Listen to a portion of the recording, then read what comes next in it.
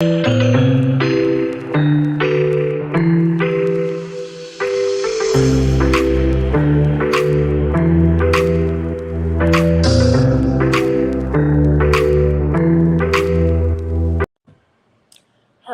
everyone, and welcome back to an episode of Health Unfiltered.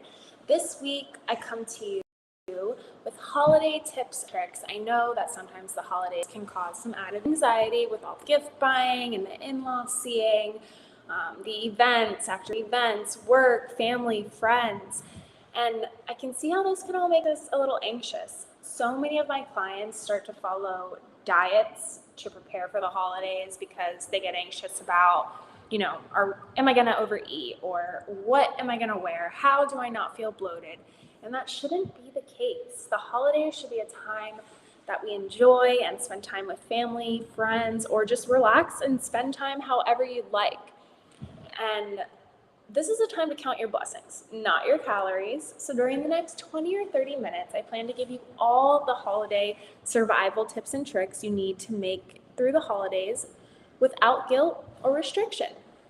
So today I'll share my top tips and tricks for tackling the holidays. And if we have some time, I'll even dig a little bit deeper into alcohol and share some of those fun holiday tips that I have to get the most bang for your buck when it comes to blood sugar and alcohol. So let's get started. Here are my top tips for getting through not only Thanksgiving, but any holidays. Number one would be go through your diet. Already messing up the first tip. Go through your day as it was any other day. And when you think about it, it really is. I mean, if you don't celebrate Thanksgiving, it's really just any other day to you. Don't do anything extra. Don't do anything less. And what I mean by that is do not try to compensate by doing an extra hour of cardio or an extra hour on the treadmill, or, if you don't do cardio at all, just, doing that, or skipping breakfast or lunch or dinner to save those calories. If you usually exercise and you want to exercise, do it. If you want to skip and take the day off, then do it. You're probably going to eat more than you usually do, but that's okay. It's literally just one day. Eat your breakfast, eat your lunch. The more you skip and save up, I guarantee you, the more that you'll eat. You'll be eating more than if you would have just eaten your breakfast, lunch, and dinner prior to Thanksgiving, or breakfast and lunch, wherever that event fits into your life. So go throughout your day, if you have a Thanksgiving dinner with your family, get up, eat your breakfast as if you normally would, eat your lunch if you have that dinner, or, eat that dinner, and then when you get home, or eat that lunch, and then when you get home, eat dinner again. Just because you had Thanksgiving doesn't mean you need to skip other meals because of it. Number two is going to be make those meals blood sugar balanced, nutrient dense meals. If you've come here before, or if you follow me on our business social media, my social media, you always know that I'm telling you to eat protein, healthy fat, and fiber. This is going to set your day up for success. And as the day goes on, you'll have steady blood sugar. You're going to, I cannot speak today. Clearly you see it's Monday. This is going to fill you up so that you don't go into your event starving. There is no need to say, okay, I know I'm going to eat whatever, so just F it. I'm going to have the whole day to just eat whatever I want, because you have control of at least 50% of your day.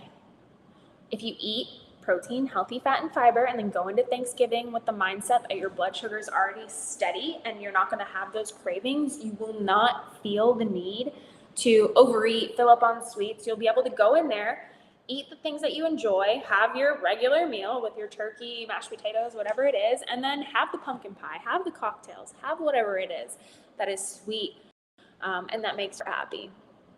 Number three is not so much of a tip, but more of an FYI. When we drink, the part of our brain that's affected is the prefrontal cortex.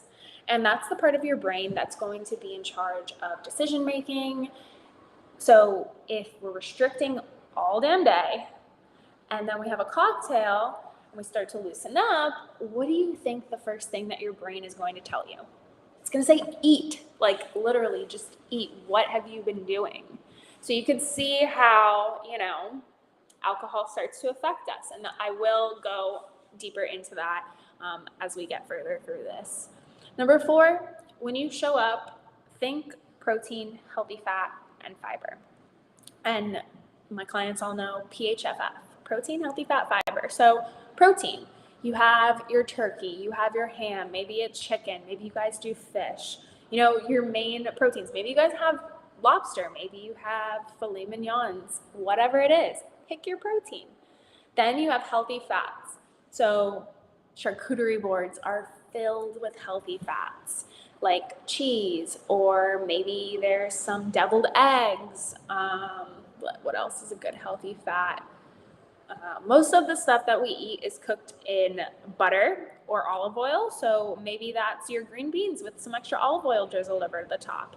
And that brings us into fiber. So there is tons of fiber on the Thanksgiving Day table, at least at my house, and that's in the form of green beans, carrots, Brussels sprouts, veggie boards, fresh cranberry sauce, maybe there's some fresh fruit. So this isn't much different than your everyday meals. It's just stuff that you're not used to eating every single day, but we can still, support our metabolism in the same way that we do every day with these different foods. So how I kind of like to navigate the table is pick 2 things that are your ride or die. For me, it's my mom's sweet potato casserole and probably some kind of dessert that my aunt makes, some kind of chocolate thing. And don't restrict those. So if that's stuffing and pie, go ahead and pick out, the PHFF parts of your meal. So your protein, healthy fat, and fiber. And then, eat those twice baked potatoes or that pie. Go ahead and add those to your plate. Get rid of that all or nothing mindset.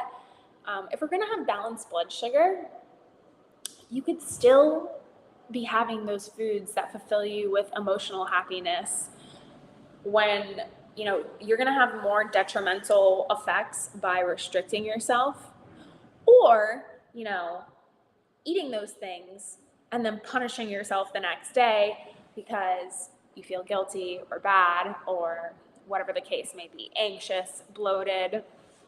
So try that. Pick 2 things that you cannot live without during these holidays.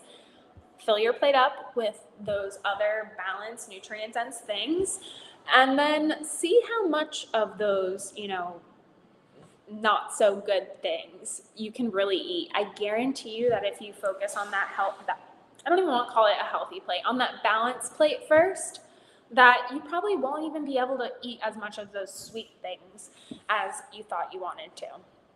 And this is not the main focus of Thanksgiving. The main focus is enjoying your time. However, you choose to do so, but hopefully with these things in mind, you'll have a little bit more confidence and a little bit more sense of control going into the holidays, And number 5, probably the hardest. I know for me, initially, this was probably one of the hardest things to get through the holidays, and that was the negative self-talk. So, that goal that you've been working towards to lose X amount of pounds, or let's just give an example, 10 pounds of weight loss, and you're just like, I've been working towards this for the past 6 weeks, and it hasn't happened. So do you think that you're going to be able to gain 10 pounds in one night? Think about it. You've been working so hard for these past X amount of weeks to lose X amount of pounds. Or maybe you're not trying to lose weight. Maybe you're trying to gain weight. Maybe you're trying to put on muscle. Whatever your goal is, it's taken you a long time to get there. So one day of spending time with your friends and family, or just spending time by yourself to enjoy the time off, is not going to ruin your progress. Throw away the scale. There is absolutely, no need to weigh yourself. You're going to gain weight in water, in glycogen stores. I guarantee you those are going to be full. So the number on the scale is going to be higher, but it's going to mean absolutely nothing. Which is why I love our DEXA scan, because you can see some objective numbers of what's really going on. I had a Friendsgiving this weekend. I'm going to throw myself under the bus here.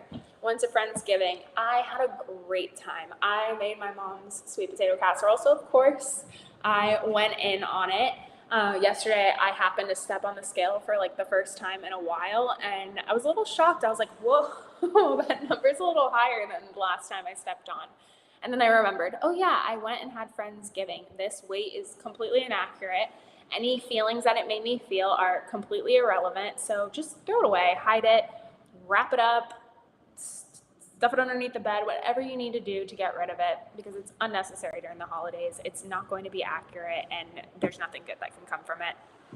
Thanksgiving is one of my absolute favorite holidays. And even before I was an RD, there were times that I prepped through Thanksgiving when I used to bodybuild, or times where I finished shows near the time of Thanksgiving or the other holidays, and I would just binge. So I've been there. I was the girl tracking her macros on my MyFitnessPal at the dinner table, weighing out my turkey, and the mental repercussions alone outweigh that one day of just enjoying yourself on the holiday, to be honest. And number 6, this will take us into our little chat about alcohol. Last but certainly not least is hydrate. Holiday tip, but also a life tip. You're welcome. Aren't you glad you came to this talk? But seriously, hydrate the day before, the day of, during, after. Drink your water. I mean, 99% of us are dehydrated anyways. We're going to be eating and drinking more than usual, and that's fine. Our blood sugar is already going to be a little out of whack, but we want to do everything in our power that we can to combat that. So oftentimes when we wake up the next morning after drinking, you don't necessarily feel like eating, but then an hour later or so it hits you and you're like, oh damn, like I need to get a burger on my hands, or I'm going to strangle someone in the next 5 seconds. That's blood sugar dropping from the night before. So it's important that we stay hydrated. I kind of just threw that in there while we were talking about hydration. It's important that we stay hydrated. It's important that we do everything in our power to keep our blood sugar steady, especially if we're going to be enjoying those cocktails. And since we have a little bit more time, I will dig into alcohol and kind of what it does for our metabolism and our blood sugar. So I'll start off with the bad news first. Alcohol is not good for us. There's really no nutritional value that comes from it. And when we think about macros, we think about protein, fat, carbs, and unfortunately, alcohol is a macronutrient, but nothing good comes from it. But to cut it out during the holidays is just something that doesn't seem really completely realistic to me. So I want to help you make smarter choices when it comes to alcohol. Before I share my secrets with you, I want to talk a little bit more about it from a science perspective. So why is it bad for us? Just to break it down very simply, the body sees alcohol as a toxin. So when we drink alcohol, it's absorbed into our stomachs and intestine, but on the way down, it's going to pass through the liver and then through the blood. And as it does this cycle over and over, every time it passes through the liver, it turns into acetate. And this is the toxin that our body wants to eliminate. So you can see how the last thing on the body's agenda is going to be making sure that your metabolism is up and running, or burning fat, or maintaining muscle, or whatever it is that you want your body to be doing. Alcohol is more than just the calories that you see on those posts on Instagram, like vodka soda is less calories than a banana or some shit like that. It really goes deep down into the science. So now that I've crushed your dreams with the bad news of alcohol, let's talk about some of the good news. So our bodies have a really hard time storing alcohol as fat, but at the same time, when we drink alcohol, our bodies store fatty acids a lot easier, meaning that 2 a.m. drive through Wendy's or Taco Bell is going to be stored as fat. So this is where those smarter choices come in, not only with the alcohol that we're picking, but with the food that we're consuming while we're drinking alcohol. So I'm going to list off alcohols in the order of, like, for lack of better terms, worst to best. And I'm going to be doing this by the amount of sugar and just other stuff that they have in them. And as I go through the list, you'll see what I mean by like other stuff. So number one, we have our liquors. These are going to be things like Cointreau, and I'll go back because, again, if you follow me, you know I use this stuff from time to time. But Cointreau, Bailey, schnapps, like the thick and really sweet stuff. The only time that we want to use these is in replace of sugar. So Cointreau, for example, in a margarita recipe. I always tell my clients when they ask me what is my go-to drink of choice, I'll do a half an ounce of Cointreau, an ounce of tequila, and an ounce of lime juice. So what we're doing with the Cointreau is I'll take the half an ounce of sugar versus all the sugar that you usually get from a sour mix, orange juice, agave, that's typically in margaritas. So do you see what I mean by replacing all the added sugar and then just adding in that Cointreau? And if you don't, feel free to shoot me a message and I'll clear things up. But we want, the average margarita has about like 90 grams of sugar in it with the agave, the sour mix, the orange juice, whatever else they're putting in there. So we want to eliminate as much sugar as we can. Next, like beer. So sorry, beer drinkers, but this has alcohol, wheat, gluten, and then also something called aflatoxins. So now that the body is not only trying to eliminate the alcohol, we also have the carbs from the sugar in the beer and the aflatoxins. So the liver is now working twice as hard to do more than one thing, if this makes sense.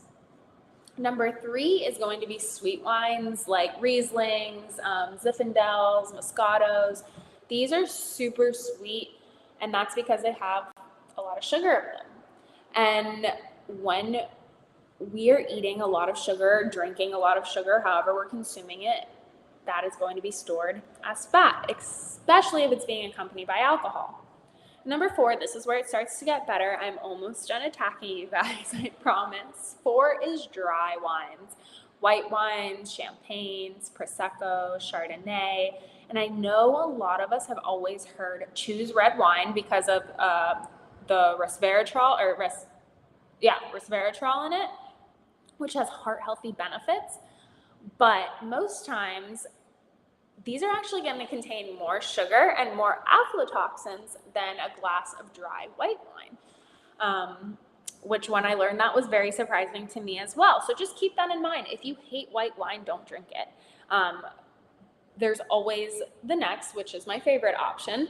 But like I said, if you hate white wine, don't force yourself to drink it just because you know there's less stuff to filter out. Alcohol is going to have the same negative effects on us. We're just trying to mitigate those as much as we can.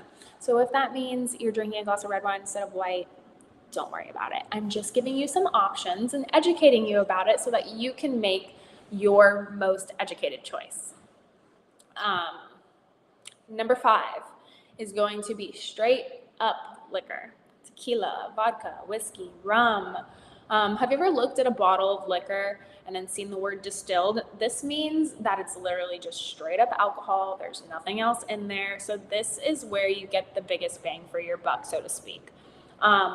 One, you're going to have to consume less of it to get the desired effects. And two, there's nothing else for your body to filter out except for the alcohol. Now, I get that straight up shots may not be everyone's thing, nor may they be the most acceptable thing to do at a Thanksgiving Day table. But liquor is going to give you the most bang for your buck with alcohol content and just with blood sugar effects. But let's talk about mixers, because not all of us just want to shoot back shots. So most commonly, I see people mixing their drinks with juices or sodas, things like that.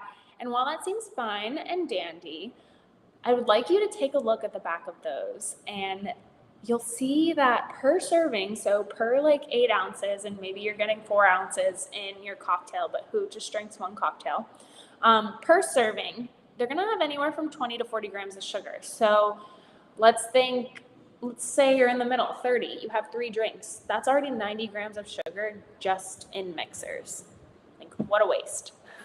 Mai Tais, pina coladas, even margaritas, like I mentioned before, have up to 100 grams of sugar in just one drink.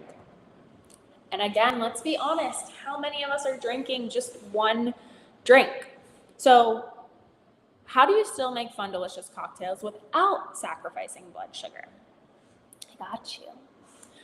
Soda water, LaCroix, flavored vodkas, herbs, bitters, muddled cucumber, fruits, limes, lemons, oranges, watermelon. This is going to make your cocktail light and refreshing, but without all of that sugar. If you need a splash of Sprite or like a splash of crayon, then go ahead, but we want to limit the amount of sugar that we're consuming when we drink alcohol. Now I want to rewind just a little bit back to when I said what we eat while drinking also affects our blood sugar and how things are stored. So if you follow me on IG for a while, you know that I always talk about having a protein first mindset while drinking. The body has a really hard time storing protein as fat, so this is going to be your best bet as far as snacks go while you're drinking. And luckily for us, there are tons of protein options at Thanksgiving. Turkey, obviously, maybe ham, maybe some kind of holiday charcuterie board, maybe shrimp cocktail, take your pick. You also want to set yourself up for success. I know I say this so much that I feel like a broken record, but don't skip the meals or go work out just so that you feel like you've earned the right to gorge yourself. That's just not how we do things around here. Do your turkey trot. I don't know how you guys do it, honestly, but if that's your thing, go ahead and get out there and do it. If not, stay in bed. Wake up, make breakfast, make sure it's balanced, make sure you're setting your blood sugar up for success for the meals ahead and the cocktails ahead. You're going to go in with steady blood sugar, a steady mindset, and you won't feel starving or the need to eat and drink everything. Have your turkey, have a cocktail, have your pumpkin pie, wake up the next day, and move on. This is a huge part of living a balanced and sustainable lifestyle and knowing how your body works and how it's not going to ruin your metabolism in one day just to go ahead and have fun at that holiday dinner. When you're metabolically flexible, you don't have to start over the next day because you know your body's not going to change. You understand how your body works, how metabolism works, and how you can do everything in your power to make sure that you're setting yourself up for success. I know this was a lot, but I hope that with these tips, I can ease a little bit of the anxiety going into the holidays. If there's something that you were unclear on, if there's something you maybe want me to go over again, if there's something you want more details on, please feel free to comment below or reach out to me. But I hope that these tips have just eased even a little smidge of your anxiety and that you can take on Thanksgiving, Christmas, New Year's, all these holidays to come with confidence and